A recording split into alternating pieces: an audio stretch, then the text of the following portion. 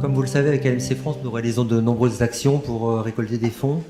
Et à ce titre, grâce à ces actions, nous avons récolté des fonds pour soutenir un projet de recherche extrêmement intéressant pour nous, pour les patients LMC.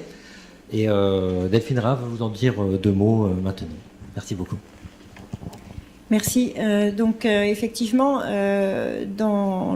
sein du groupe français de la LMC et dans mon hôpital avec l'unité INSERM d'immunologie, nous attachons à essayer de comprendre le phénomène suivant. Est-ce que notre système immunitaire, qui est donc là pour nous protéger, en particulier contre les microbes, mais aussi contre les tumeurs, pourrait participer au fait quand on arrête un traitement, dans les protocoles d'arrêt de traitement, il y a des gens qui rechutent pas, qui n'ont pas besoin de reprendre leurs médicaments, et il y a des gens chez qui le transcrit BCR-Belson remonte. Donc pourquoi ? Parce que finalement, on sait qu'il reste des cellules souches résiduelles leucémiques chez tout le monde. Simplement, chez certains, elles restent dormantes, et chez d'autres, non.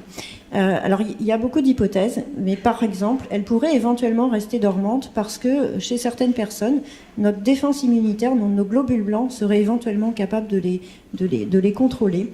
Et donc, nous étudions les cellules NK, qui sont natural killers. Et pour la première fois, je crois que c'est une première, nous sommes très fiers d'avoir obtenu un prix un prix de recherche de la part de l'association LMC France l'année dernière pour ce projet de l'étude du rôle des cellules natural killers dans l'absence de rechute après l'arrêt d'un traitement par inhibiteur de tyrosine kinase pour la LMC. Donc, c'est une étude qui se faisait en parallèle avec le protocole STEAM 1. Les personnes qui étaient sous Gleevec et qui ont participé à STEAM 1 acceptaient de donner du sang, et nous, régulièrement, on analysait le système immunitaire. Donc c'est un travail qui est très très long parce que c'est un protocole multicentrique, et puis il fallait plusieurs années pour savoir si les patients pourraient rester sans traitement ou pas. Et l'année dernière, on a présenté les premiers résultats préliminaires au Congrès américain d'hématologie.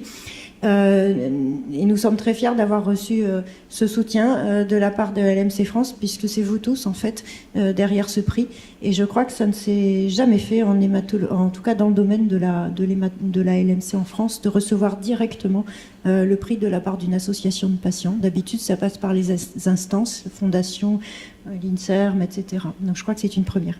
Nous devons de vous informer de l'état d'avancement du projet.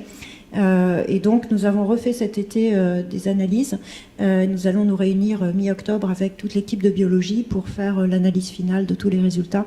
Mais dans les résultats préliminaires, il semblait qu'effectivement, chez les patients qui peuvent rester sans traitement, leurs cellules NK, leurs fameuses NK, elles fonctionnent mieux que chez les patients qui rechutent. Alors ça n'explique pas tout, parce que c'est plus compliqué que ça, mais ça pourrait ouvrir des possibilités d'immunothérapie. Peut-être que ce mot vous est pas entièrement inconnu ou barbare, parce qu'on parle beaucoup d'immunothérapie dans les cancers.